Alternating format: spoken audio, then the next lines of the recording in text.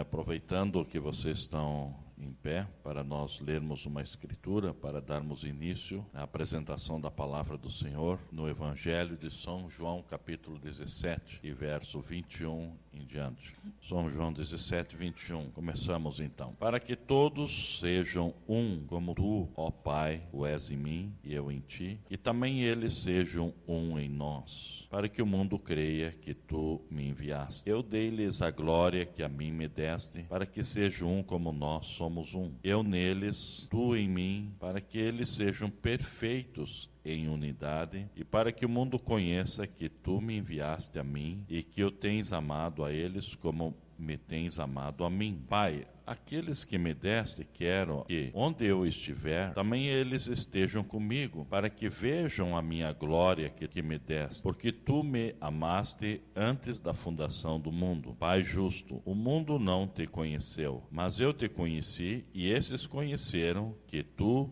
me enviaste a mim, e eu lhe fiz conhecer o teu nome, e lhe farei conhecer mais, para que o amor com que me tens amado esteja neles, e eu neles esteja. Oramos ao Senhor, não? Amado Deus, nós nos aproximamos diante da tua presença, ó Senhor, para te rogar pela tua bênção, pela tua graça, por esse culto, que tu venha, Senhor, falar a cada coração, trazer vida eterna, trazer solução, trazer cura, trazer libertação, salvação. Realiza a tua obra como tu apraz, edificando, ensinando, Senhor, corrigindo, edificando, Senhor, a cada um dos membros do meu tema hoje é a unidade de Deus. Aleluia. Essa escritura que acabamos de ler é uma oração que Jesus estava falando com Deus, e essa oração é uma oração que está se cumprindo, está em pleno desenvolvimento. Deus está respondendo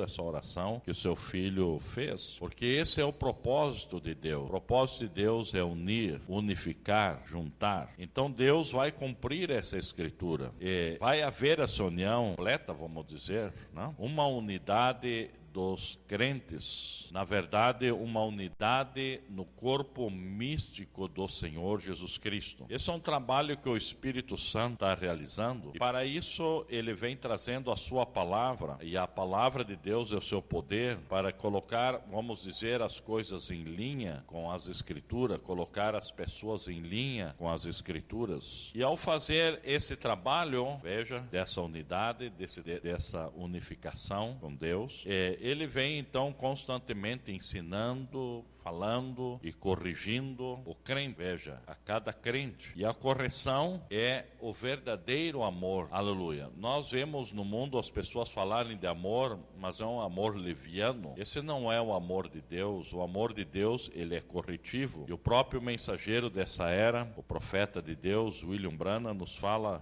na mensagem O Testemunho no Mar, 123, ele diz assim: eu vos amo, e essa é a razão pelo qual digo isso. Ele estava corrigindo, repreendendo. Ele disse: eu faço isso porque eu vos amo. O amor é corretivo, o amor corrige. Aleluia. E Deus, ele ama seus filhos, por isso ele está constantemente corrigindo-os. Aleluia. Para que aprendam, para que venham ser edificados, veja, para que venham estar alinhados com a sua palavra. Esse é o amor divino. Todo pai que realmente tem amor pelos seus filhos, ele, quando ver que algo não está bem, ele estará ele estará corrigindo de alguma forma seu filho. Aleluia. Muitas vezes a correção é verbal, muitas vezes é com ensinamento, e muitas vezes até com o uso da vara, como a Bíblia diz, dependendo da situação ou da circunstância, quando são pequenos, logicamente. E Deus não muda, não é diferente. Ele é um pai de amor, e ele então está constantemente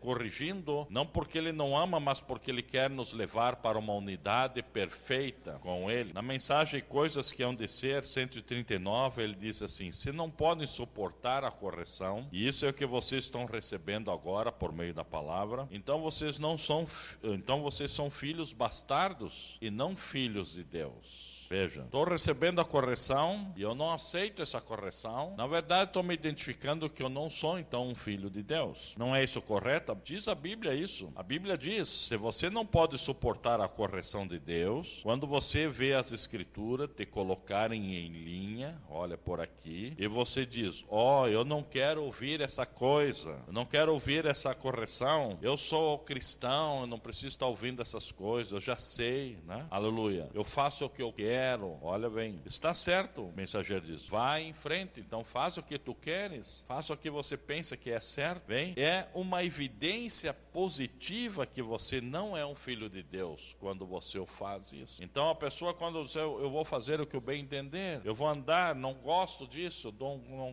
e começa a achar defeito na correção, essa é a evidência, é o sinal, é o fruto, que Jesus disse, observa o fruto, é evidência, que esse não é um filho de Deus. Então você vê que há filhos de Deus e há pessoas que não são filhos de Deus. Aleluia, louvado seja o nome de Jesus. Também no sermão Apocalipse 5, segunda parte, ele diz assim, 42, imediatamente ficou claro que aquelas pessoas estavam, agora eles não tivessem sido, quando veio a correção da Escritura, e um homem que não pode suportar a correção da Escritura, e ele fica todo irado, explode. Isso mostra que ele não está correto com Deus, isso é certo. Mas um santo, ou uma santa, um genuíno de Deus, se reconciliará com Deus através da palavra. Isso é correto, porque a palavra é o caminho corretivo. Então, devemos estar agradecidos que Deus nos ama, por isso Ele está nos corrigindo. Não é porque Ele está nos corrigindo, é porque Ele não gosta de nós. Não, é porque Ele está preocupado com você. Ele está interessado que você se alinhe. Aleluia. Então esse é um problema que muitos confundem amor, Deus, com libertinagem, ou andar como o bem lhe dá na cabeça. Isso não é amor de Deus. Normalmente você pode observar, muitas pessoas reclamam de amor, e porque ninguém os ama, e porque ninguém ama, e a igreja não ama, e não sei quem não ama. Na verdade, essas pessoas, quando dizem isso, elas são as primeiras que não amam ninguém, não respeitam as dignidades, não respeitam a Deus e nem nada. Eles estão reclamando uma coisa que nem eles têm. Eles pensam que amor é uma coisa banal, uma coisa frívola, alguma coisa. Não, o amor de Deus, ele é um amor corretivo. Quem ama a Deus também, a Bíblia diz que devemos amar a Deus em primeiro plano, devemos amar a Deus acima de nossa própria vida, do nosso próprio esposo ou esposo. Devemos amar a Deus primeiro, antes dos nossos próprios filhos, depois os nossos filhos, primeiro a Deus. Então quem ama a Deus obedece a sua palavra, aleluia, obedece o programa de Deus, e aí que dá um impacto. É tão fácil crer em Deus que você está lá no céu, você não vê, mas quando Deus mostra onde você deve obedecer, e ali as pessoas tropeçam. Quantos creem em Jesus Cristo aqui, irmãos? Que Ele não está aqui, por isso você crê assim. A maioria é assim. Quantos creem em Deus? Eu creio. Sim, porque Ele não está aqui para tu ter que crer nele. Mas quando você tem que crer aonde Deus está, aí dá o problema. A mensagem a Ele ouvir, parágrafo 8, diz assim: a igreja, conjunto de pessoas, a igreja é a agência de Deus. Ele disse em um lugar, eu sou a videira e vós os ramos. A videira que não dá fruto limpa o ramo, e o ramo produz fruto. Assim, a igreja é o ramo através do qual o Espírito Santo está trabalhando. Então essa igreja vamos fazer uma comparação, é um ramo onde o Espírito Santo está trabalhando, e ele fala através dos lábios do pastor, e ele opera através de suas mãos. Aí que dá o problema. Cremos em Deus, mas não nesse homem. Estou dizendo que vocês não creem, dizendo aonde dá um impacto, né? E através dos dons divino, ele estabelece o seu corpo em emoções, guiado pelo Espírito Santo, ao esvaziar-se e deixar o Espírito Santo assumir o controle. Ele traz mensagem, ele vê visões, coisas grandes, não importa o que possa ser que Deus lhe tenha escolhido para fazer. Se ele render ao Espírito, Deus irá operar através dele, ou de qualquer membro também de sua igreja. Então, Deus opera através do pastor, mas também por meio de membros de sua igreja, que também estão alinhados com a palavra. Agora, voltando ao meu tema é a unidade de Deus.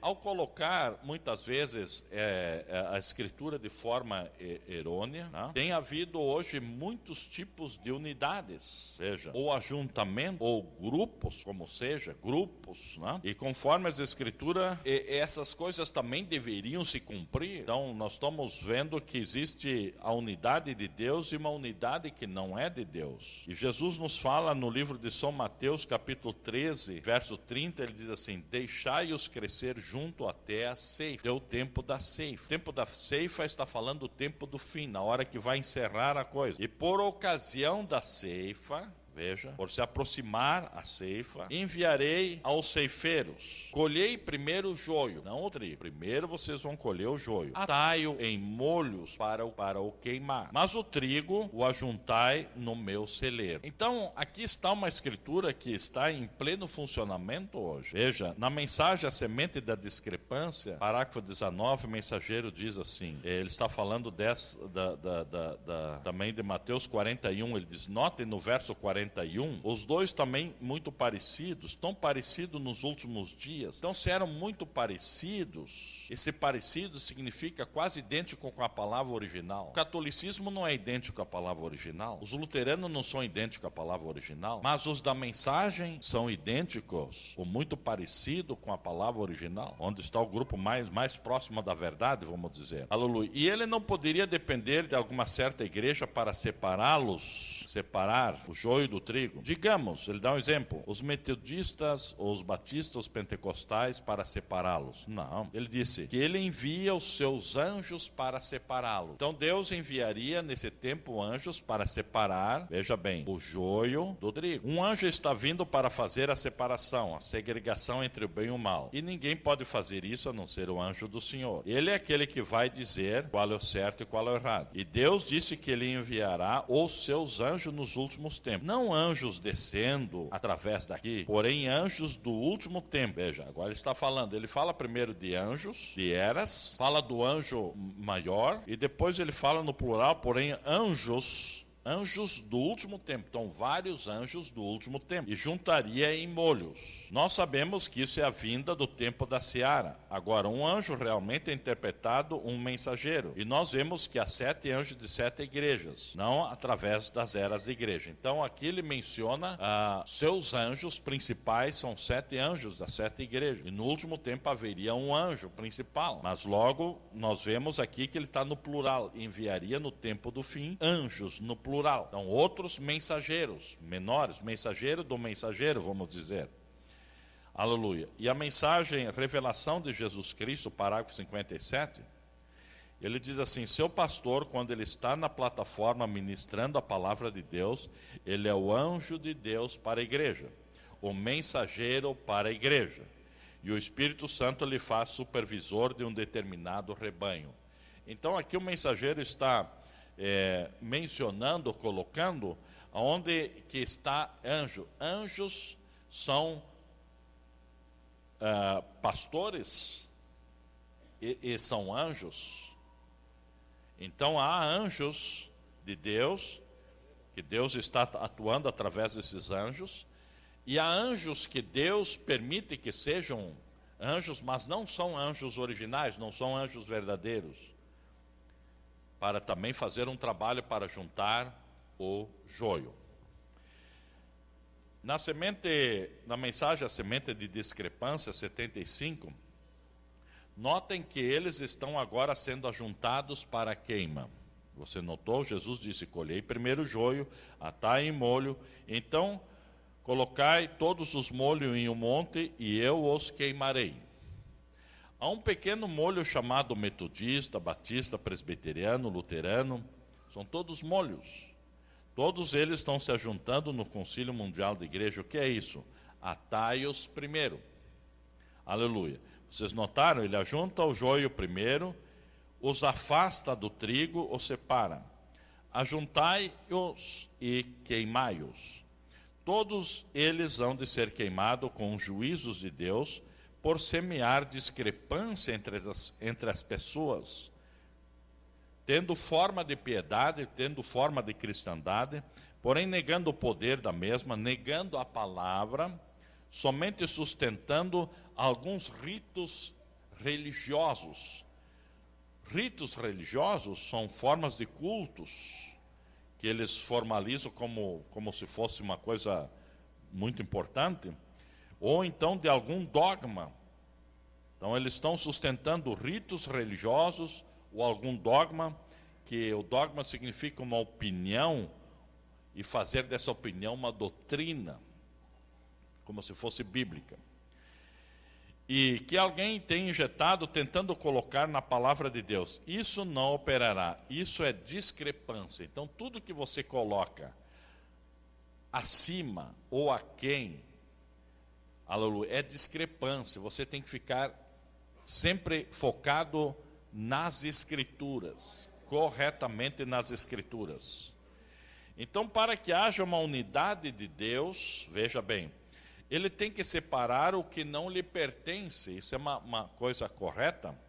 Primeiro, Deus disse em Apocalipse: sai do meio desses joios religiosos, sai do meio deles, povo meu. Sai do meio dessas igrejas que têm doutrinas e ensinamentos errados. Sai dos ensinamentos errados, sai da onde ensinam errado. Lá estão ensinando errado, sai de lá. Sai dali, mas ali estão ensinando, mas amor, irmão. Não, ele disse, não é com amor, é sai daí. Veja, aí que está o problema. Mas ali são unicistas, mas são tão bons, mas sai dali. Não, eu vou ali. Bem, então aí você vai estar sobre as pragas deles. Primeiro Deus diz, sai. Aí quando sai, às vezes vem uns que não eram para sair, né? E vem junto, grudado com o que saiu, né?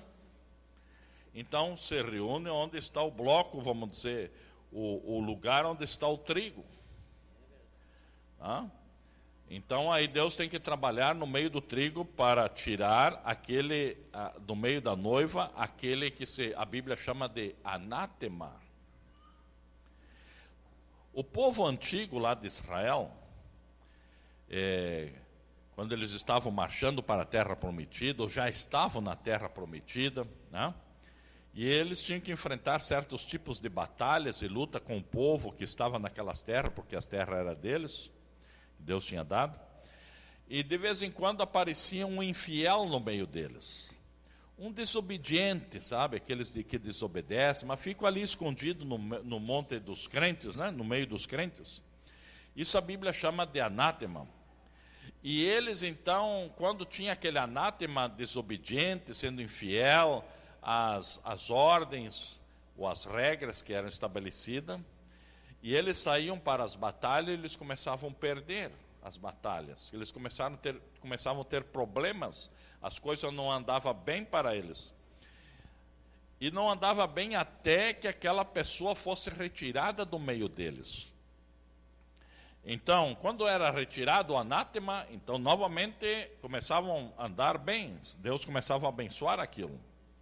E Paulo diz que o anátema é uma pessoa maldita, é aquele que não permanece na doutrina de Cristo, ele nega o evangelho original e apoia o outro evangelho. Veja, Paulo falou do outro evangelho. Que outro evangelho era esse? Era um evangelho muito parecido com o de Paulo, porém, eles já estavam negando as escrituras nos dias de Paulo, onde estavam introduzindo o unicismo, trinitarismo e outras coisinhas mais. Ele disse, são anátemas. E em Gálatas 1, verso 8 diz, mas ainda nós mesmos, se nós vier pregar outra coisa diferente, ou um anjo do céu vos anuncia outro evangelho, além do que já anunciamos, seja anátema, maldito. Assim como vou-lo dissemos, agora de novo vou-lo digo, se alguém anunciar outro evangelho, além do que já recebeste, vocês já receberam o evangelho original, mas vem outro agora querendo anunciar uma outra coisinha diferente, seja anátema. Paulo está dizendo. Então, anátema é uma pessoa maldita, é um infiel, é um que nega a palavra por interesses diversos. Aleluia. E até mesmo uma pessoa que não ama o Senhor Jesus Cristo, ele é um anátema, porque a Bíblia diz que quem ama o Senhor guarda os seus mandamentos. E em 1 Coríntios 16, 22 diz assim, se alguém não ama o Senhor Jesus Cristo, seja anátema. Vocês amam o Senhor Jesus Cristo? Então vocês não são anátemas. não são malditos. Mas se não o ama, são malditos. Aleluia. Na primeira epístola de São João, capítulo 2, verso 18, diz assim. Vocês gostam de ouvir a Bíblia? Vamos nos colocar um pouquinho em pé para circular o sangue aí. Tá?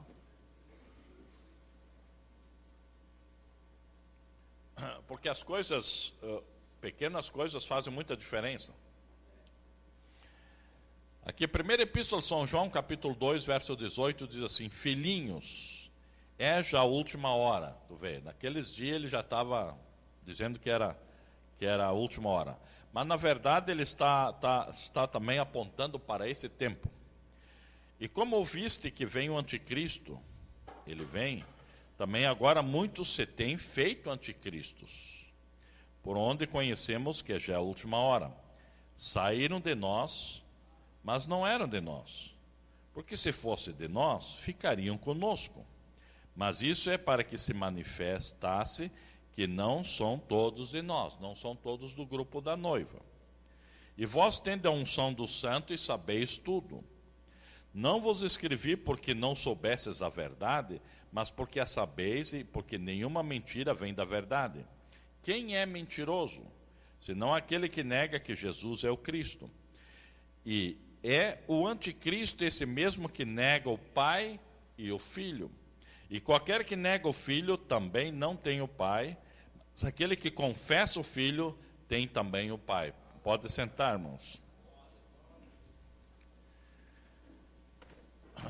Agora, veja bem. Como vamos ter comunhão com o anticristo?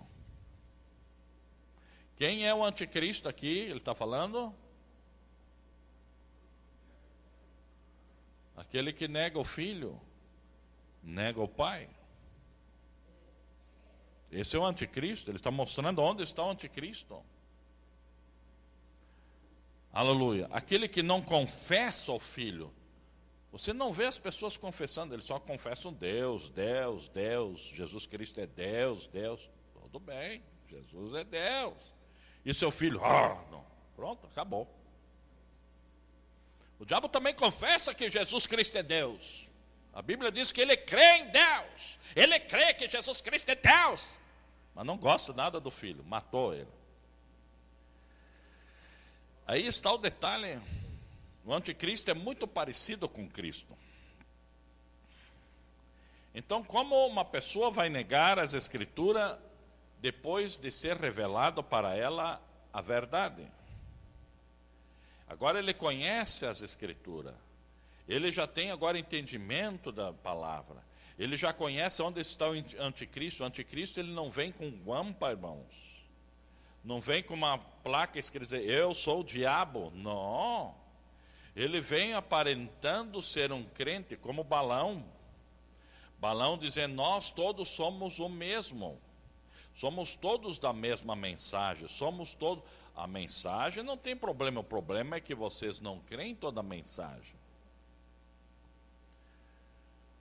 E quando não creem naquelas partes principais, como o apóstolo João está mostrando aqui, ele já é um anticristo, disfarçado de cristão. Em 2 São João 11:10 diz, se alguém vem ter convosco, agora vai te visitar um precioso irmão. E ele é conhecedor da doutrina, mas ele não traz a doutrina. Ele não quer aquela doutrina. Ou ele negou aquela doutrina, ou ele não de alguma forma está negando aquilo. A Bíblia diz, não recebais em casa, nem tampouco saudeis. Oh, irmão. Você sabe o que é marca da besta, irmão? Marca da besta nas mãos é apoiar um movimento errado, uma doutrina errada. Marca na testa é receber a doutrina errada na sua mente. Aí vamos fazer uma comparação, você descobre que algum ministério combate a doutrina de Cristo, que nós aqui cremos e pregamos, combate mesmo, dá contra. Aí sai um daqui, chega lá, estou com você, está batendo lá, eu sou teu amigo, eu te amo, companheirismo, eu te amo, amor, está batendo lá o pastor, que legal. Isso é marca da besta, irmão. Como eu posso ter companheirismo com o diabo? Só se eu sou um deles. Porque quem o saúda tem parte nas suas más obras. Aqui São João está falando. Vocês creem na Bíblia? Agora Deus tem que separar o joio para poder fazer uma unidade verdadeira. E o verdadeiro crente, ele ama a Deus e sua palavra. Na estatura de um varão perfeito, 14, ele diz, agora multiplique isso por 100 milhões, e então encontrará como o crente que se namora de Cristo, anela estar em Cristo, porque é um amor. Veja bem, aleluia, quando você está namorado de Cristo, você está namorado da palavra, e isso é amor. Às vezes nós não entendemos bem o que é amor divino. Aleluia, certa ocasião, se você visse, vamos dizer que você fosse na igreja, nos dias de Jesus, e visse chegando o sacerdote, o rei Jesus, né? O Senhor Jesus, com um relho de cavalo na mão, e baixando o laço nos pobres coitados, como chama aqueles? Cambista, né? Estão trabalhando para ganhar um troquinho, para levar comida para os nenê, para as criancinhas, para os filhinhos. Aí Jesus, está trabalhando para ganhar comidinha. Jesus. E não só fez isso, como virou as mesinhas com as bijuterias que estavam em cima, as coisinhas, e virou tudo, jogou tudo para a rua, porque estavam na frente da igreja, fazendo aquela coisa arada toda. Todos pensaram, ele tem um diabo, ele não tem amor nenhum. Eu pergunto para você, se você visse, o que tu ia pensar, que ele tinha amor?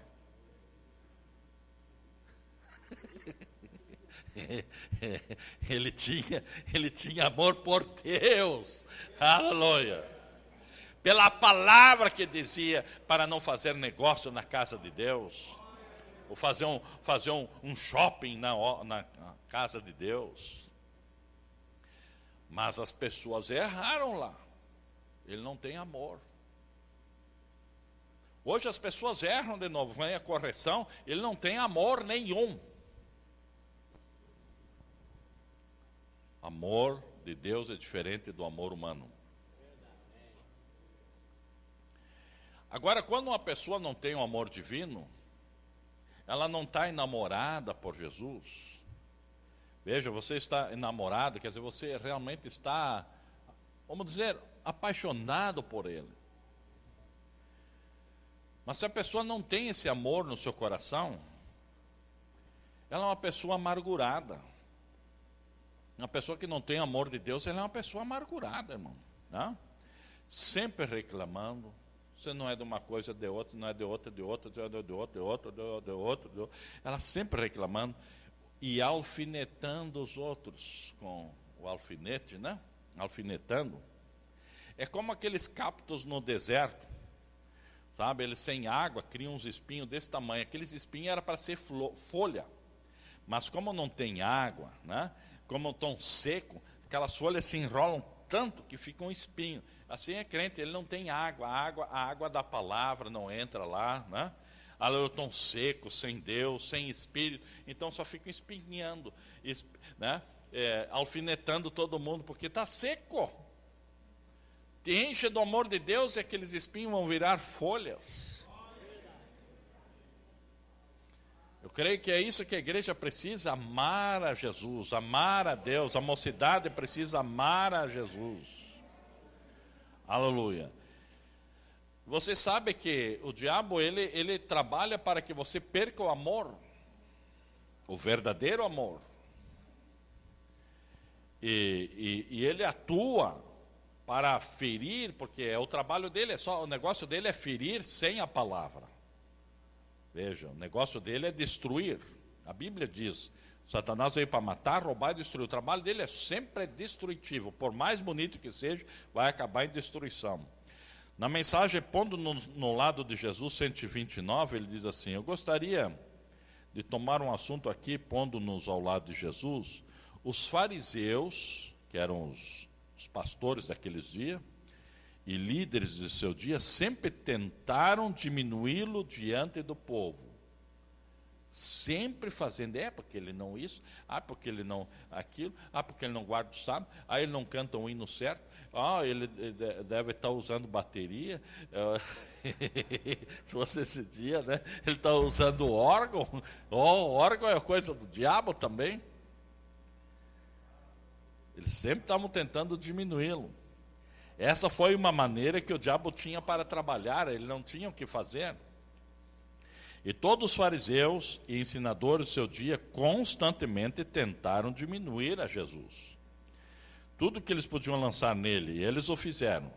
Eles o observavam constantemente para descobrir onde poderiam encontrar uma falta. Como eles não encontravam, eles criavam uma falta. Essa tática o diabo nunca mudou. Se ele não encontra uma falha aqui, ele vai criar uma, vai achar uma que parece falta. E eles nunca falaram de suas boas obras. Você vê que toda pessoa que critica, por exemplo, gosta de criticar, vamos fazer um exemplo, critico aqui a igreja, critico os irmãos, critico o ministério, até mesmo o pastor, porque isso, porque aquilo que ele ouve. Tu já notou que eles nunca falam das boas obras? Eles nunca dizem, sim, ele tem um defeito, mas olha quanta coisa boa ele... Não, ele não tem coisa boa, tudo é ruim. Tu já notou isso? A pessoa que critica, ele nunca fala das boas obras. A pessoa, por mais má que seja, irmão, ela ainda assim produz obras boas, quanto mais um cristão. Amém para isso, irmãos? E eles estavam sempre encontrando algo que pudesse diminuí-lo. Veja. E dizerem, veja, olha aqui, se ele fosse um homem de Deus, ele não faria dessa maneira. Se ele fosse homem de Deus, ele não ia fazer assim. Ele não ia fazer assado. Se ele não fosse um homem de Deus, não faria aquilo daquela maneira. Eles estavam tentando colocar uma sombra sobre eles, veja, para fazer com que o povo descresse dele. Esta é a obra do diabo. Aquele velho esquema nunca cessou. Então o diabo continua fazendo isso. Por onde? Por meio dos seus filhos. Ele levanta um filho e aí ele lança uma sombra sobre a igreja, sobre o ministério, principalmente sobre a cabeça, sobre o pastor esse, pastor aqui, lança uma sombra. Olha, ele é isso, ele é meio suspeito, ele parece que ele está fazendo alguma coisa, parece que ele está usando um instrumento que é do diabo. Eu pergunto, qual é o instrumento que existe hoje e não foi feito pelos filhos do diabo? Todos. Agora depende de como você usa esses instrumentos. Essa é a diferença. Toda a ciência é do maligno. E vocês gostam de andar de carro, né? E é do diabo isso. Agora depende de como você usa esse carro. Se tu andar 200 por hora e matar todo mundo, você é um animal mesmo, né? Depende de como você usa todas as coisas. Mas eu quero mostrar aqui, irmão, que essa é a obra do diabo, lançar sombra sobre o ministro. Aleluia. E esse aqui ele está falando, é aqueles que convivem próximo a você, próximo a nós. Eles estão ali, sempre lançando, olha, não escuta isso, vem aqui que eu tenho uma fitinha aqui de um outro que, esse sim. O pastor, esse é obra do diabo. Porque o mensageiro disse que o pastor tem direito de saber o que a ovelha está comendo. E se há algo mal no pastor, por que não vem até o pastor? Senhor, pastor, eu tenho o Espírito Santo e eu quero te ajudar no seu erro. estou vendo que estou errado. Então, escrituristicamente, me mostra onde está o erro para que eu possa me humilhar. Mas como eles não têm escritura, eles ficam ao redor, alfinetando, é diabo. Mas eles não têm coragem de vir aqui trazer uma escritura e dizer, aqui está, eu quero te salvar. Não, eles querem denegrir. Eles não querem salvar ninguém. Você entende? Eu estou falando isso para que você entenda onde está o diabo, irmão. Não você fica iludido pensando que o diabo é Deus e Deus é o diabo. Porque eles olhavam para Jesus e vinha um diabo. E o diabo olhava para Jesus e disse, é Deus, é o filho dele. O diabo via melhor do que os crentes. Então aqueles que alegam ter o Espírito Santo e negam parte das Escrituras, não obedecem parte das Escrituras, e às vezes não obedecem nada. Você não pode ter o Espírito Santo se você o faz isso. Veja, o mensageiro nos fala na mensagem presumindo 95, digamos que você pode imaginar uma pessoa que tem o Espírito Santo, e negando parte da palavra, e tomando a metade dela e dizendo que a outra metade não é boa. E disse, isso não é possível. O Espírito Santo não vai negar a outra parte da palavra, ele vai sempre pontuar a palavra. Eu tenho o Espírito Santo, mas eu creio assim, e essa parte eu não creio, irmão. Você não tem Espírito Santo, coisa nenhuma. Você está iludido. Pode que tenha um Espírito, mas não o Espírito Santo. Aleluia. O que nós temos hoje, muitos que tomam um versículo da Bíblia e dizem, eu creio nesse versículo. Diz, eu creio nisso, nesse versículo, e naquele versículo da Bíblia, ou alguma parte aqui da mensagem, e afirmam que aquilo é tudo que eles podem crer. E que aquilo é a única verdade que tem. Um versículo é uma verdade, porém não é toda a verdade. Um parágrafo pode ser uma verdade, porém não é toda a verdade. Temos que tomar toda a verdade para juntar com aquilo. Então isso significa crer em parte. E na verdade a Bíblia diz que eles não creem, porque se tu crê em parte, você não crê. Aleluia. E outros colocam coisas como se fossem escrituras. Invento, isso já chama-se dogma. E o próprio mensageiro nos fala que uma igreja local tem certa autonomia em certas coisas, e temos que respeitar, porque não há escritura que diga que está mal, eles podem atuar assim ou atuar um pouco diferente. Isso não quer dizer que estejam quebrando a palavra. Mas recordo há muito tempo, eu fui muito combatido. Por que tu não bota a foto do profeta aí, irmão? Eu não ponho porque vocês criaram um dogma, quem não tem essa foto não é de Deus, então eu tirei a foto. E vocês não podem me apontar escrituras que me digam que isso está errado. Mas eles criaram um dogma. Não sou contra a foto, às vezes colocamos no painel. Vocês têm, talvez, nos livros. A quem eu devo apontar? A Cristo. Brando diz, aponta a Cristo. E eu reconheço a sua posição, mas não vou falar, não, irmão, você não tem, não. Eu fui criticado muitas vezes. Irmão, não tem um quadro dele, não. E não tem um quadro de Jesus lá, irmão. Não. Tu é incrédulo. Bem, se eu sou, me mostra onde está escrito que eu tenho que ter isso. Onde o mensageiro disse, se tu não tiver, está mal. Inventaram um dogma. Não porque eu sou contra, simplesmente eu fiz o contrário, porque eu disse, não vou aceitar um dogma dessa forma, como um dogma, como uma tradição. Se não tem, está mal. E assim vai. Criando coisas, dizendo coisas que não é. O irmão canta de tal jeito e tinha que ser desse jeito, tinha que ter uma corneta lá, e outro disse que não tinha que ter. Isso são dogmas que criaram. Não tem escritura que diga que tem que ser assim, assim, assim. E o mensageiro diz que cada igreja local ela ainda tem a sua autonomia de certas funções que ela pode fazer, e eu não preciso dizer que aquela está mal porque a outra não faz. Não, se não é contrário às escrituras e é para o bom andamento daquela igreja, amém? Está correto? O assunto é você permanecer naquilo que é escriturístico. Na mensagem A Unidade de um Deus numa Única Igreja 28 diz: se aquilo não é um bonito quadro desse dia, de quando os homens estão tentando se unirem, e devemos estar unidos, mas eles estão se unindo sob os sistemas errados. Você já observou como o diabo tira exemplo das coisas de Deus? O diabo fala de unidade, que temos que nos unir, temos que ter companheirismo, tem que ter amor, ele usa os exemplos de Deus, mas sob um sistema doutrinário errado. Então essa não é a unidade de Deus. Vocês estão entendendo, igreja? Aleluia. Já viu como ele toma as coisas de Deus e ele tem proposto ou apresenta isso?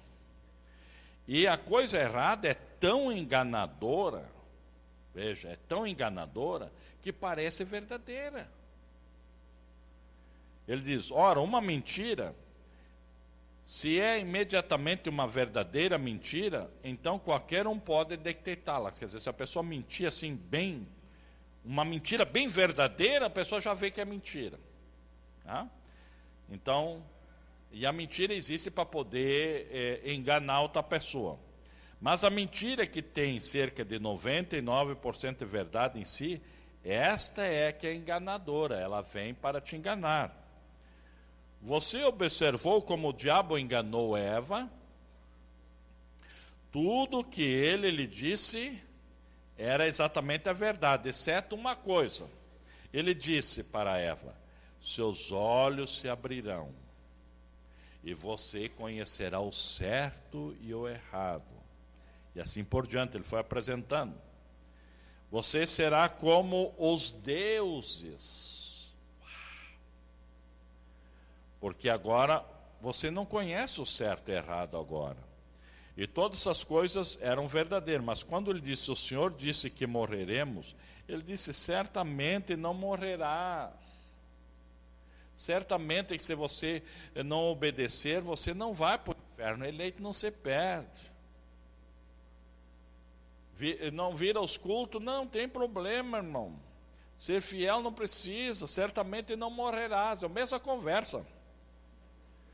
Vem tanta verdade naquilo e um pouquinho então de mentira. Como Jesus disse na terra: um pouco de fermento leveda toda a massa. E isso tem que estar perfeitamente correto ou não é correto de modo algum. E o plano de salvação tem que ser exato. E as promessas de Deus são exatas e elas operam de forma exata. Ou há algo errado em alguma parte. E se a igreja do Deus vivo não está realizando o que Deus lhe propôs a fazer, há algo errado com aquele sistema em algum lugar, tem que haver. Então Deus propôs algo e temos que fazer o que é correto, o que a Bíblia nos diz. Já pensou nas Nações Unidas?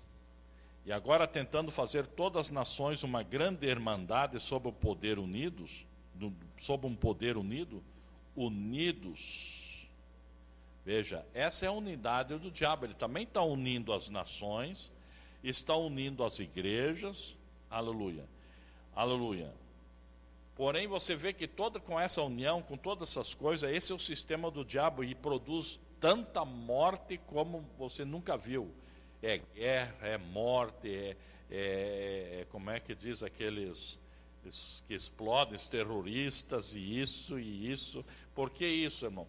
Porque o mundo é controlado pelo diabo, ele faz isso, o negócio dele é fazer isso. Mas todos estão se unindo, esperando um dia melhor, né? Aleluia. Agora a sua vida e a minha vida, irmãos, fala mais alto do que as tuas palavras. O mensageiro nos fala em Hebreus 6, terceira parte, 51, ele diz assim: você já ouviu a velha história? A sua vida fala mais alto. Eu não posso ouvir as suas palavras. Então, seja o que for que você é, A vida que você vive mostra o tipo de espírito que está em você. Veja como você vive, e aí é onde que nós temos que detectar. Às vezes as pessoas estão dizendo, eu sou crente, mas veja o tipo de vida que essa pessoa está vivendo. E então você pode personificar a coisa, quer dizer, fingir que é uma coisa, né? Personificar a coisa verdadeira. Eu digo agora, você pode personificar um cristão? Pode. Personificar quer dizer fingir ser um cristão. Mas logo chegará a hora da pressão ser colocada. Vem a pressão sobre você. Vem a prova agora sobre você. Vem a pressão das trevas, vem a pressão do mundo, vem a pressão do pecado. Vem aquela pressão que nós chamamos de opressão. Estou oprimido, irmão. E tem que ser. Aleluia. Então, nessa hora, então aquilo mostrará o que você é. A força da corrente está no seu elo mais fraco. Então veja, Deus sempre vai fazer isso. Ele vai permitir que a pressão venha. Ele vem até sobre os hipócritas. Onde você conhece um hipócrita? Quando a coisa vem para o lado dele, ele mostra quem ele é. Quando vem sobre o cristão, ele mostra também quem ele é. E quando Cristo, o Filho de Deus, foi colocado em teste, aquilo mostrou o que ele era. Claro. Quando você é colocado em teste, aquilo provará o que você é. A sua vida sempre reflete o que está dentro de você. Veja. Então, vamos ver o que temos dentro de nós. O que é que você tem dentro de você, irmãos? O que é que você tem dentro de você? O que está dentro de você? Não sabem? Eu sei o que está dentro de mim. O Espírito Santo, a palavra, está em mim. Não está em você isso? Você ficou assim em dúvida, não sabe o que tem dentro de você? De repente tem uma minhoca aí dentro. É? Aleluia. Um inseto, não? Então, o que nós temos que fazer, irmão, é de parar de enganar. Mas não enganar os outros. Pare de enganar você mesmo, irmão. E se converta ao Senhor. Não venha mostrar uma coisa que você não é, depois lá fora você é outra coisa, irmão. Isso é hipócrita. Jesus disse, os hipócritas não herdam o reino de Deus. Não vamos fingir, vamos ser verdadeiros. Olha, irmão, eu sou todo torto, vai a Deus e se converta. E a conversão não é 360 graus, irmão. É só 180. Quantos já viram isso? Quem é que conhece esse quadro? Como? Circunferência? Como chama aquilo? Transferidor? É, o redondinho, aquele marca 360 graus. Tem crente que ele quer se converter.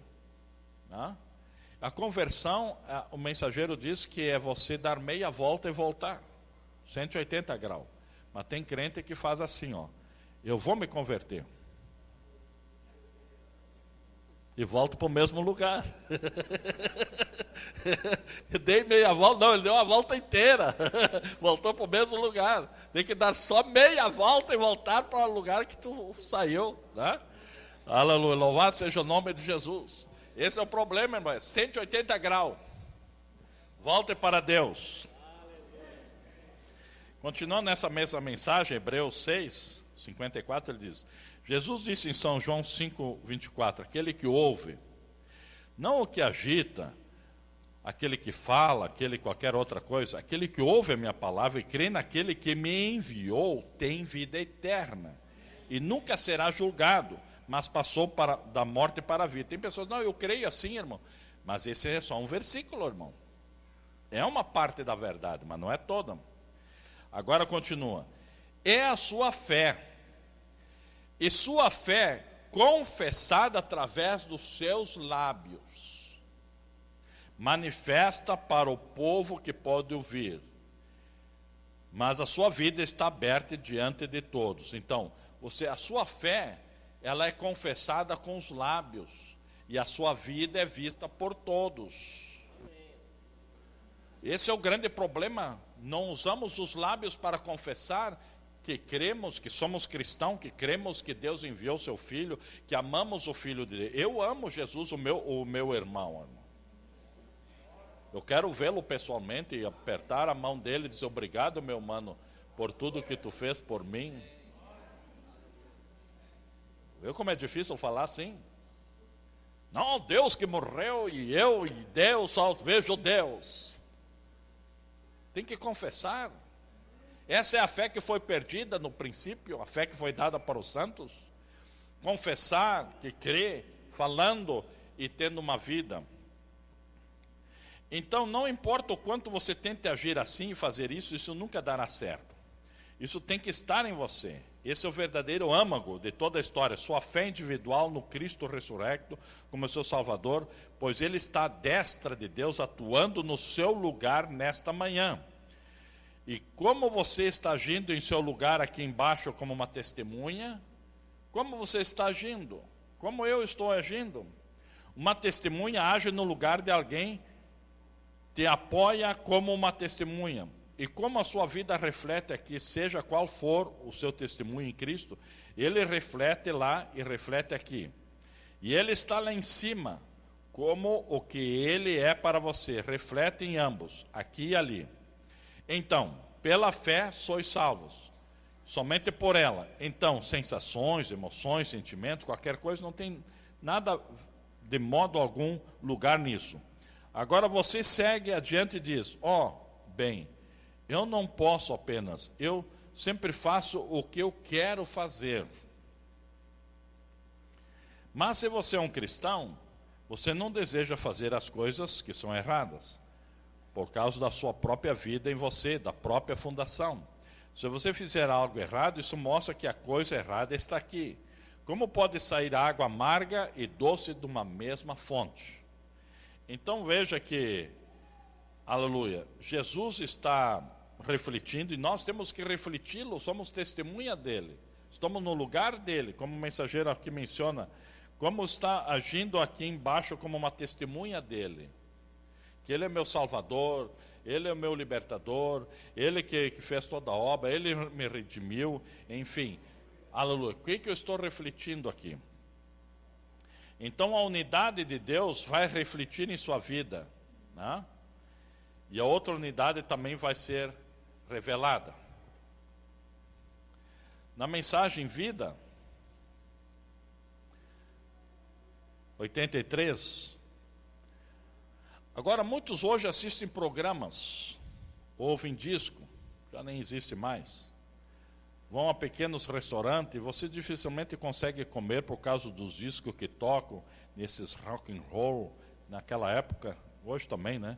Dessa espécie de blues e toda essa obsessão de fandangos feitos pelo diabo, discos inspirados pelo demônio.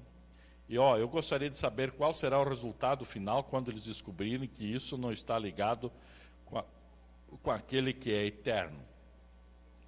Um dia eles vão descobrir que isso não está ligado a Deus. Eu imagino naquele dia quando o sol deixar de brilhar e todo o tempo parar e derreter na eternidade, eu imagino Elvis Presley se agitando todo naquela manhã. E com certeza o suficiente, sim, o disco será uma realidade quando ele ouvir a lamúria de milhões de almas que ele mandou para o inferno. Então veja, são pessoas que o diabo levanta para conduzir pessoas para o inferno, por meio de música, por meio de internet, por meio de pornografia, por meio de tudo que é coisa. São meios que ele usa. As 30 peças de prata de Judas traiu caindo na travessa será um divertimento comparado com o julgamento de Elvis Presley naquela manhã. Pois Judas não teve escolha, sabe, irmão? Elvis Presley teve escolha, ele era crente e negou a fé. Judas, ele não teve escolha. Escute só. Pois Judas fez aquilo que a Escritura fez aquilo para que as Escrituras se cumprissem, para redimir o homem. Judas não tinha alternativa, ele foi determinado a fazer aquilo. Ele tinha que fazer aquilo, para que eu e você hoje pudéssemos estar sentados aqui. Agora, Elvis Presley é milhões de vezes pior. Comparando o Elvis naquele tempo, hoje tem muitos outros cacos por aí, né? Aleluia. Veja, ele vendeu a primogenitura, mas ele diz assim, mas Elvis Presley perverteu a coisa correta, quando ele era um cristão, e vendeu sua primogenitura por 1 milhão de almas no inferno. O diabo disse, eu te dou carro, te dou cavalo, te dou iate, te dou tudo, né? Mas tu tem que me mandar 1 milhão de almas para o inferno. Como eu faço isso, diabo? Bem, eu vou te dar umas músicas, aí tu canta, né? E quando estiver cantando, as almas vão indo para o inferno, e eu vou te dando um Cadillac cada semana aí. Verdade? Ele trocou Jesus, ele fez um negócio com o diabo. E tem muita gente que faz um negócio com o diabo. Ele está falando de outro cantor, que eu não sei quem, não é cantor, é alguém que faz aqui, ó. Eu imagino Arthur Godfrey, com todas as suas pequenas Godfreyds, estarão ali naquela manhã também, com as suas loiras, morenas e ruivas. E precisará mais do que uma Ave Maria para limpar sua alma suja e sua consciência na presença de Deus, quando ele sentir que as conversas e piadas sujas e as coisas que ele fez mandou milhões para o inferno através disso. Vocês que gostam de usar os palavrões que o mundo usa, vocês que gostam de usar aqui as conversas sujas que o mundo usa, eu às vezes vejo isso na internet, irmãos escrevendo, para tu imagina como é que é na vida dele, escrevem, ô besta, seu diabinho, seu capetinha, e seu isso, isso é aquilo, eu disse, e são da minha igreja essa gente. Piadas sujas. Levam a piada suja lá para o inferno ou não? O mensageiro diz que sim. Conversa fiada? Conversas sujas.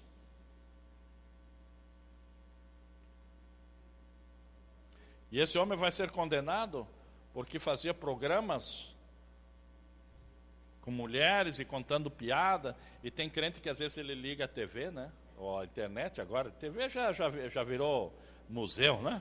Ele vai direto na internet, assim, baixa um filme lá, baixa um cara lá contando só piada suja, o crente lá, e ele conta uma mais suja ainda, eu venho na igreja aqui.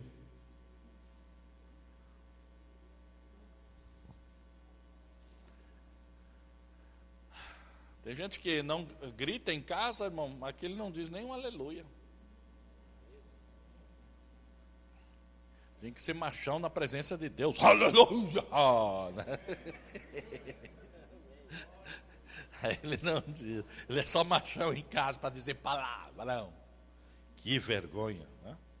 Que vergonha. E ainda dizendo que vai para o céu. Que céu você vai, irmão? Para de se enganar a si mesmo, irmão. Para com isso, irmão. Tu está te enganando.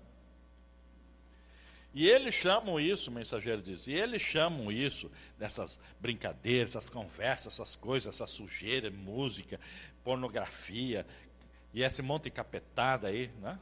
Eles chamam, isso é vida. O mensageiro diz, é morte, e eles não sabem disso. Isso é sintoma de morte, separação eterna de Deus. Agora observe nisso. Essa coisa que se chama vida se torna tão miserável até que muitas vezes pessoas tiram as suas próprias vidas. Veja, eles chamam de vida e depois estão se matando. Então, essa não poderia ser a vida a respeito a qual Deus está falando, porque você não pode tirar a vida de Deus, nem mesmo você pode dar vida para Deus. Aquilo está somente nas mãos de Deus através da sua graça soberana.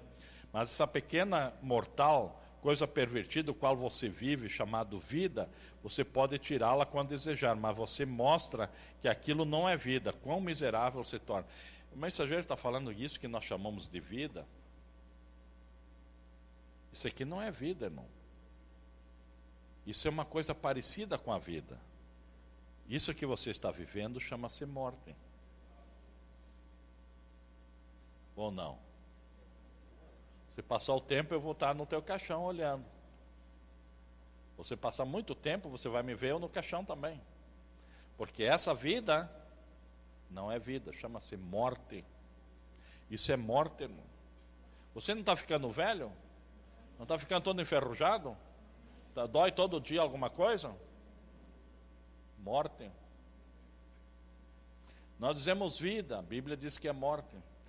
Isso nós herdamos de Satanás, é o que ele pôde dar na negociata que ele fez no Jardim do Éden. Aleluia, louvado seja o nome de Jesus. Agora, 88. Isso chamamos de vida agora. É apenas uma sombra ou negativo. Todos nós gostamos de regozijar. Nós podemos regozijar, se alegrar com a coisa correta. Isso mostra que estamos ligados com a coisa verdadeira, quando nos regozijamos com o que é correto. Mas quando nos regozijamos com a coisa errada, isso mostra que estamos ligados com o que é errado. Então, nossa vida pode nos dizer, nesse instante, o que somos, de que lado nossas emoções estão agindo. Vê você? Minhas emoções se alegram só com as coisas feias. Não me regozijo com as coisas boas. Então você está ligado com uma outra coisa, que não é boa. Se estamos nos regozijando com o mundo, vocês que gostam de se regozijar com o mundo, com as coisas do mal, as coisas pervertidas, me regozijo. Eu faço umas coisas bem sujas, bagaceiras, com um monte de gente aqui, eu mando umas fotos porca para lá e eles mandam uma... Fazem bem assim, ou melhor do que isso que eu fiz. Que coisa linda! Esse é pecado sujo, podre. Estamos se regozijando com isso? Nossas mentes e nossas almas estão inspiradas aqui embaixo, no inferno. Você está indo para o inferno e nem vai se dar por conta, daqui a um tempo mais, você vai se dar por conta que você estava já longe na estrada.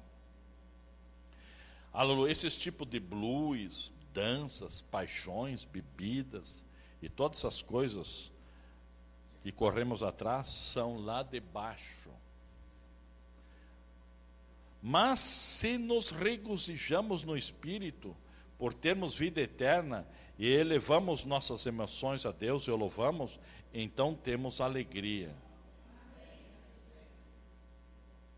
Por isso você vê o pessoal se regozijando aqui no Espírito. Você vê quase o pessoal dança aqui no Espírito. É, né? Porque você está carregado de outra coisa, irmão.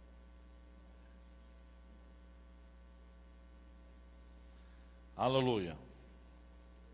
Então temos regozijo. Jesus disse que o seu regozijo seja completo, sua alegria seja completa, mas não completo da vida pervertida, mas completo com a vida eterna, acima.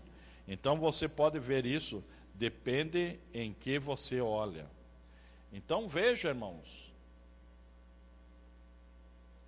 às vezes você vai olhar um jogo de futebol, tu sobe até em cima da mesa, e tanto que se regozija. Mas quando ouve a palavra aqui, sai com a cabeça embrustrada para baixo, embrugado, né? Não se regozija. Então você está mostrando que você, de que lado você é. Às vezes o pastor enxerga, né, irmão? Se eu pudesse apontar, irmão, eu apontaria quantos aqui vão ir no rapto. Mas o irmão sabe como... Claro, eu vejo as obras deles. Tem pessoas que você sabe que não vai ir. Porque ele está enganando a si mesmo, achando que está fazendo grande negócio, grande coisa que ele está fazendo. Eu sou esperto, ninguém me vê. Ô diabo bem diabado, né? É isso? Aleluias. Agora, Deus está fazendo uma unidade. Veja, o nosso tema é a unidade de Deus. Na mensagem, o tempo da unidade e o sinal. Deus está unindo a sua noiva. Com o que Ele está unindo? Está unindo a noiva com o quê? Com a palavra. Ela está se tornando a palavra. Ela está se regozijando com a palavra. Ela só fala de palavra. Aquela boca só sai Bíblia para fora. Quando tu abre a tua boca, sai o que para fora, irmão? Lagartixa, serpente, cobra, né? Tudo que é coisa. A maneira de um verdadeiro profeta, 175. Fiquem fora do terreno do diabo. Se está ali o diabo, não te mete lá. Não vai lá, irmão. Quando qualquer coisa que nega essa palavra, eu estou contra ela. Não fique onde está o terreno do diabo. O diabo começa a negar a palavra. Você está ouvindo a palavra, fica fazendo coisas, parece um santo. Como poderia Deus alguma vez abençoar tal coisa, uma vez que eles negam a própria palavra de Deus? Não é que eles dizem assim, a Bíblia está errada. Não, eles negam coisas fundamentais. Como ele pode abençoar qualquer coisa além da sua palavra? Alguma coisa que seja contrária à sua palavra, como ele pode negá-la? Como é que ele pode abençoar um câncer que o está devorando tudo? Como pode Deus abençoar qualquer coisa que esteja contra a sua palavra? Então, voltem para a palavra. E esses pregadores com medo de pregar a palavra para suas congregações, eles têm medo, irmão. O pastor tem medo de que a verdade seja anunciada. Recentemente, conversando com um pastor, ele me apresentou uns parágrafos, disse, não, está correto, irmão, muito certo, viu? Aí está a verdade. Mas só que eu vou lhe mostrar mais 1.200 mensagens que falam mais coisas sobre isso. Ele disse, não, essas 1.200 eu não quero saber. Então você não crê na palavra, você creu em parte. E tem medo que pregar isso, porque pode que as pessoas venham conhecer, aleluia, a Deus. Então tem aqueles que apresentam, quando começa a apresentar a palavra, e você começa a atuar de acordo com a palavra, aí eles dizem, irmão, nós temos que amar os irmãos, nós temos que ter caridade, irmãos. A Escritura diz para nós amar os irmãos. Pois bem, se é a Bíblia, vamos cumprir a Bíblia, devemos amar os irmãos. Vocês concordam? A Bíblia diz para amar os irmãos, devemos amar ou não? Agora, quem é meu irmão que eu devo amá-lo? Esse é o problema. Quem é meu irmão que eu posso amá-lo? Porque eu não vou chamar de um filho do diabo meu irmãozinho queridinho. Ele não é. Nós queremos amar o diabo também. As pessoas que são diabo, irmão, você simplesmente respeita ele. Mas você não pode amá-lo, porque ele não ama Deus, ele não ama nem a palavra de Deus, ele é totalmente contrário. Existe no mundo esse ditado que todos os seres humanos são filhos de Deus, e todos alegam que todos somos do mesmo pai. Então, sendo nós todos filhos do mesmo pai, somos todos irmãos. Então você às vezes vê pregador dizendo, meus irmãos católicos, meus irmãos umbandistas, meus irmãos capetistas. Não são meus irmãos. Aleluia. Não é dessa forma. Jesus desmentiu isso. Ele disse em Mateus 12, 48, ele porém respondendo disse-lhe ao que falara, quem é minha mãe e quem são meus irmãos? E ele mesmo responde, estendendo a sua mão para os seus discípulos, diz aqui, essa é minha mãe e meus irmãos, porque qualquer que fizer a vontade do meu Pai que está no céu, esse é meu irmão, minha irmã e minha mãe. Irmão, eu vou dizer uma coisa, irmão. Uma pessoa que, vamos dizer, fica aí 5, 6 meses sem tomar ceia, não dizima, nem oferece. Ele não é meu irmão, ele nem faz parte nem da comunhão mais da igreja. Ele já é uma coisa perigosa no meio da igreja. Porque meus irmãos são aqueles que fazem a vontade de Deus. Eles cumprem os mandamentos, eles estão ali lutando, levantando, caindo muitas vezes, mas está ali lutando. E esse é o problema, nem todos querem fazer a vontade de Deus, porque não podem receber a palavra. A palavra lhe incomoda. Veja em Mateus 19, 11 diz assim, ele porém lhes disse, nem todos podem receber essa palavra, mas só aqueles a quem foi concedido. Então nem todos podem receber isso que você está ouvindo aqui, irmão. Só aqueles ao qual foi concedido. Então aquele que não pode receber mais cedo ou mais tarde, ele tem que se ciscar fora. Fica até um tempo ali. Então somente aqueles que são de Deus é que podem receber. Jesus mesmo disse em Mateus 7, 21, nem todo o que diz Senhor, Senhor, e fica falando, tagarelando que o Senhor entrará no reino, mas aquele que faz a vontade vontade de Deus. Não, mas eu faço a vontade, só não faço a vontade do pastor. Quebrou a palavra. Ele não quer pastor, ele quer ser libertino. Tem uma doutrina hoje, tem pessoas assim, irmão, meu pastor agora é o irmão José Brano. E ele quando traz ceia para ti, aí, qual é a assistência que ele dá? E ele nem pediu lá para o José Brano para ser pastor dele, né? Ele se auto-chamou. Aí manda o dízimo. Agora parece que mandam, né? Antigamente não dá para mandar, ele botava o dízimo na Bíblia. É Deus, ele guardava a Bíblia. Aí passavam uns dias, ele ia lá abrir a Bíblia. Dinheiro, obrigado. Era o fim da picada, né? Aleluia. São pessoas que querem enganar-se a si mesmo, né? Aleluia. Achar que Deus, tu vai enrolar ele assim, né? E Jesus fala para aqueles discípulos em São João 8,47, quem é de Deus, escuta. Escutar quer dizer, ouve, obedece. Por isso vós não as escutai, porque não são de Deus. Então, como pode andar junto à luz com as trevas, o fiel com o infiel? Segundo Coríntios 6,14, não vos prendais com jugo desigual com os infiéis. Quer dizer, não se prenda com ele, não seja sócio dele, não se agrude nele. Porque que sociedade tem a justiça com a injustiça? Que comunhão tem a luz com as trevas? E que concórdia há entre Cristo e Belial? O que parte tem o fiel com o infiel? Irmão, me dou bem com aquele irmão infiel, ele é tão infiel, mas é tão legal. Aquela irmã infiel, até fala mal da igreja, mas é tão legal, tem companheirismo santo. Mentira. Então você é pior do que ele, você é a mesma coisa que ele. Vocês estão entendendo até aqui a palavra, irmão? Se você está vendo que eu estou falando bobagem, depois tu vem e fala, irmão, tu só fala bobagem. Me ajuda aí. Então, como poderia amar os que não fazem a vontade de Deus? Eu posso ser caridoso, de uma maneira assim, vamos dizer, lá em casa às vezes bate pessoas pedindo alimento. Eu não amo as pessoas, eu te amo, não, que é isso? Mas eu tenho compaixão. Não, está faltando comida aqui, vou te dar comida, a pessoa sai tranquila, sai chorando, às vezes alegre, vou ter meus filhos. Tá? Isso é amor humano, a compaixão humana. Como cristão, se você vê que detecta que é verdadeiro, você vai, ela ajuda. Mas isso não é amar. Amar é uma coisa mais profunda. Né? Aleluia. Amar a Deus é amar a sua palavra. E quando você ama a Deus, então você tem condições de amar as pessoas, irmãos.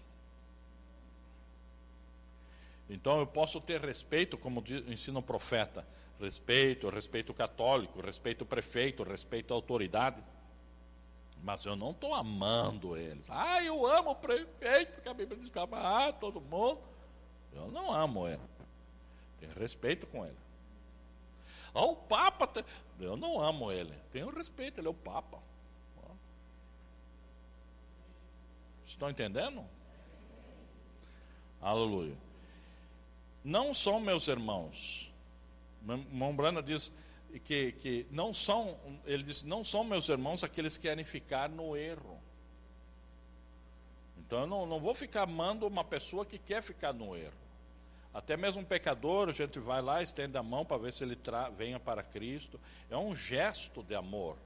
Mas você só vai poder amá-lo quando ele se converter, for identificado como filho de Deus. Então você vai ombrear com ele, vai entender ele, vai lutar com ele. Aí sim, ele se identificou com a palavra, mesmo errando até chegar à perfeição. Agora, então, Deus não unirá essas coisas controversas. Ele unirá só a noiva palavra.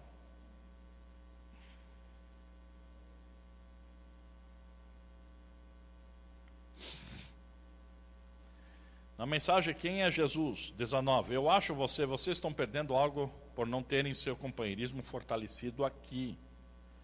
Porque é companheirismo. Nós deveríamos nos congregar.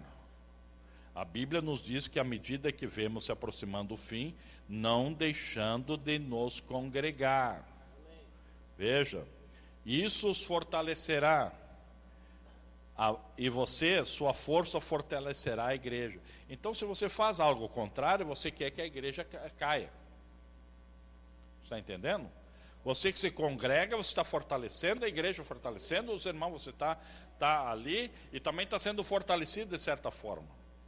Se eu vou dizer, não vou, não quero, não, porque isso, porque aquilo, eu vou inventar um monte de desculpa, então você já está trabalhando para que ela não seja fortalecida. Então Satanás sempre trabalha aí Se possível, acabar com um bom grupo de crentes que estão aqui nesse tabernáculo. E normalmente o diabo ataca a cabeça, né? Normalmente não, sempre, né? Porque a cabeça não matou a cabeça, o resto do corpo vai para o beleléu, né? Mas aqui o mensageiro nos fala onde que o diabo ataca, para você entender. Como eu estou falando aqui, né? Devemos nos congregar. Perguntas e respostas sobre Hebreus, terceira parte. Isso faz parte da unidade, 217. Se uma família perde o seu respeito pela família, os filhos perdem o respeito pelos pais, aquela família está dilacerada. Vê? E se uma igreja alguma vez perdeu o respeito do seu pastor, ora, aquela igreja está acabada. Então devemos nos fortalecer, nos congregando cada vez mais, vindo sempre aos cultos, e para haver motivação para o povo. Mas você vê que o diabo ataca bem aí, lançando coisas para que o respeito pelo pastor seja ofuscado, atrapalhado. Aleluia. Desobedecendo, jogando coisa aí, né? Aleluia. E se você aceita, você está aceitando o plano do diabo para acabar com a igreja. Veja, se uma igreja uma vez perdeu o respeito pelo seu pastor, aquela igreja está acabada, acaba a igreja. Então, vocês que fazem parte do ministério, vocês têm que estar sempre observando onde o diabo ataca. Às vezes ele diz, eu respeito o pastor Luiz, mas sabe como é que é? Ele tem um capetazinha também, né? Isso não é respeito, não. Então, falando de unidade, o tempo da unidade é sinal 92. E a igreja, a noiva e a palavra se tornarão um só, até que a própria palavra, ela mesma, faça as obras do noivo. Então Deus está unindo a sua noiva, trazendo-a de volta. Aleluia. Está unindo. Segundo Tessalonicenses 2 diz no capítulo, os santos estão dormindo no pó da terra, despertarão. Então nós nos uniremos a eles, os que estivermos vivos, com os mortos. Nos uniremos antes mesmo de chegarmos lá em cima. Quer dizer, primeiro a união dos vivos, depois a união dos vivos com os mortos. Veja bem, porque a noiva estará completa quando chegar lá em cima. Uma grande união, a unidade antes de subir até lá. Então eles estão dependendo de nós. Logo que Deus unir a sua noiva aqui, então nós nos unimos com ele. E a noiva tem que se unir sob a palavra de Deus e em ordem para fazer aquilo. Quer dizer, uma unidade correta, em ordem, segundo as Escrituras. Aleluia. Trazendo de volta a fé que uma vez foi dada aos santos. Trazendo de volta a igreja para a mesma revelação. É tempo de unidade para a igreja. Unir toda a palavra que tem sido dispersa por todos os países e por essas organizações. Nós queremos nos unir com a palavra. Você não quer, irmão? Você não quer se tornar um com a palavra? Nos colocamos em pé, então, em nome de Jesus. Aleluias. Aleluias. Isso é para que você tenha um entendimento, uma clareza, para você não ser enganado e crescer e entender o plano de Deus e não deixar o diabo estar ofuscando e nem pise no terreno dele, nem ouça ele. Aleluia. Ouça a Deus. Jesus disse, as minhas ovelhas não ouvem tagarelagem, eles ouvem a minha voz. Aleluia. Inclina sua cabeça um instante enquanto oramos. Amado Deus, cremos pela fé que o teu Espírito está fazendo uma unidade. Aleluia. Está unindo a noiva, está unindo ela com a palavra. E nós queremos receber toda a palavra que tu tens enviado para nós. Queremos ser a própria palavra. Queremos ser o reflexo de Deus. Queremos, Senhor, essas coisas. Aleluia. Aqui estamos para nos render a Ti. Somente a Ti, Senhor. Estenda agora as Tuas mãos e ajuda cada um que está aqui. E agora queremos também orar pelos demais que estão em necessidade, em nome de Jesus Cristo. Se há alguma pessoa, irmão, que precisa de Jesus na sua vida, precisa aceitá-lo, o faça o mais rápido possível. Se alguém precisa se reconciliar com Cristo, o faça o mais depressa possível.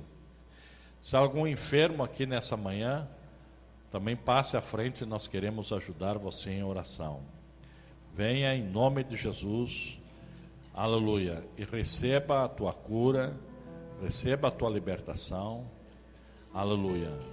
Mude o seu rumo de vida,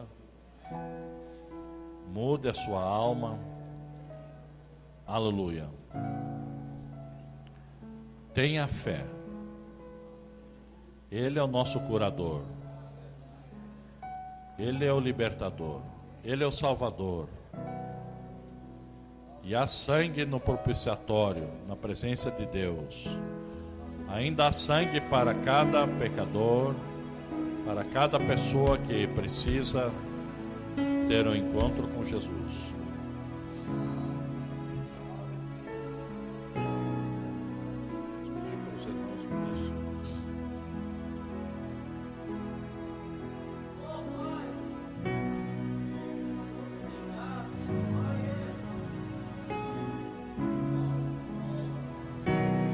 Quero ser liberto, Senhor.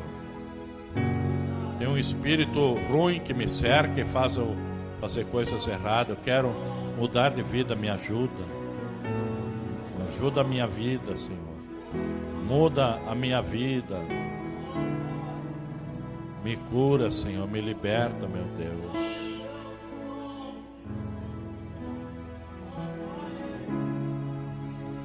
Vamos orar por isso. Pedir para mais um ou dois diáconos nos ajudar.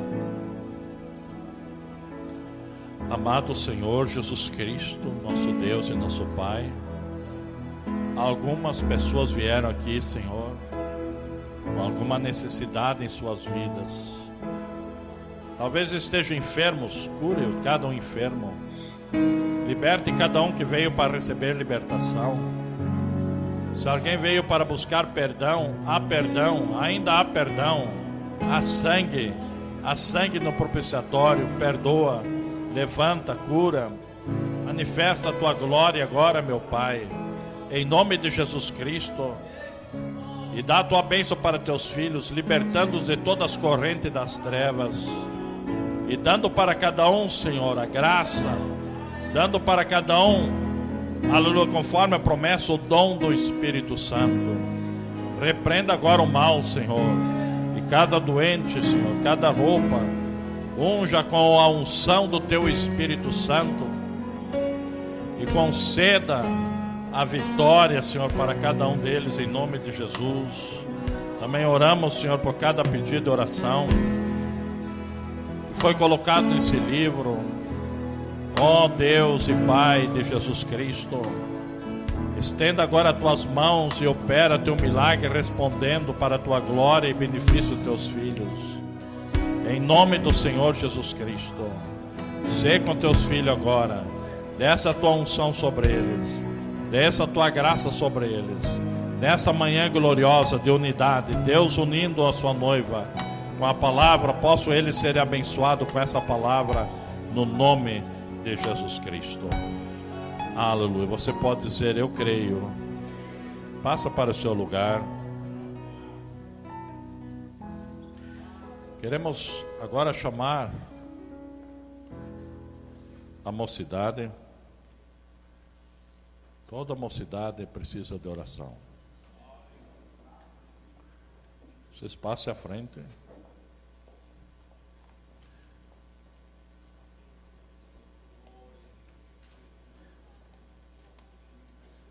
A igreja ama a mocidade dessa igreja. Um dos alvos do diabo é cortar a bênção e a felicidade desses jovens em Cristo Jesus. O diabo sabe que o jovem tem a cabeça meio levianinha, meio fraquinha. Ele acha que sabe tudo. O diabo diz: tu sabe tudo, tu entende tudo, sabe mais que o pastor, mais que Deus, mais que todo mundo, né? E quando já consegue convencer ele, joga ele na lama. Acaba com a raça dele. E nós amamos essa mocidade, não queremos que o diabo vença essa mocidade. Queremos que eles sejam vencedores. que eles fiquem libertos, que venham ser fortalecidos, que sejam cheios do Espírito Santo.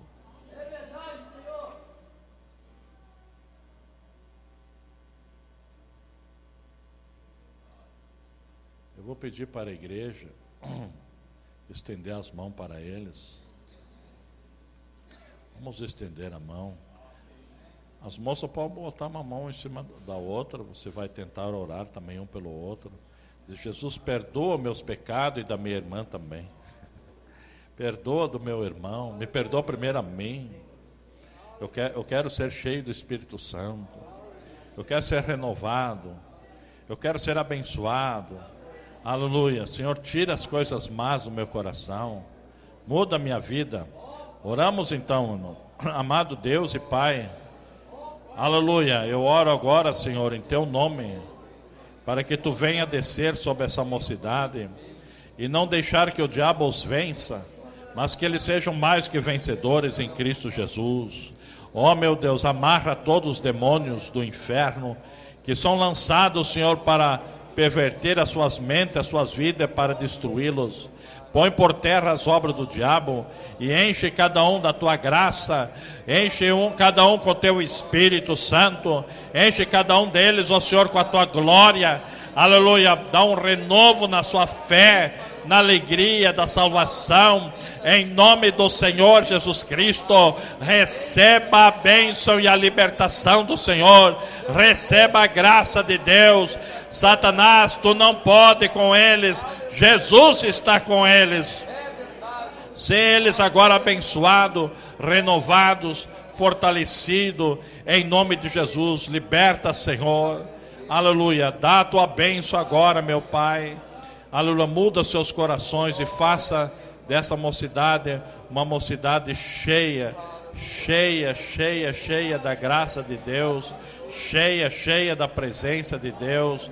Sejam eles, ó Senhor, o reflexo de Cristo nesta era pecaminosa. Sejam eles a luz de Deus, Senhor.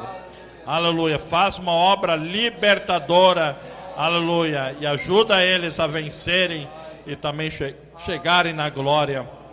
Essa é a minha oração em nome de Jesus Cristo. Amém, mocidade? Pode passar para o seu lugar, guardando a bênção de Deus nas suas vidas. Aleluia. Vamos pedir para o irmão cantar mais um corinho e em seguida nós vamos estar apresentando um nenê e também um noivado aqui, né? Vamos nos regozijar, irmãos. Eu estou feliz com a palavra. Deus enviou seu Filho amado para me salvar e perdoar. Na cruz morreu por meus pecados, mas ressurgiu e vivo com o Pai está, porque Ele vive, posso crer no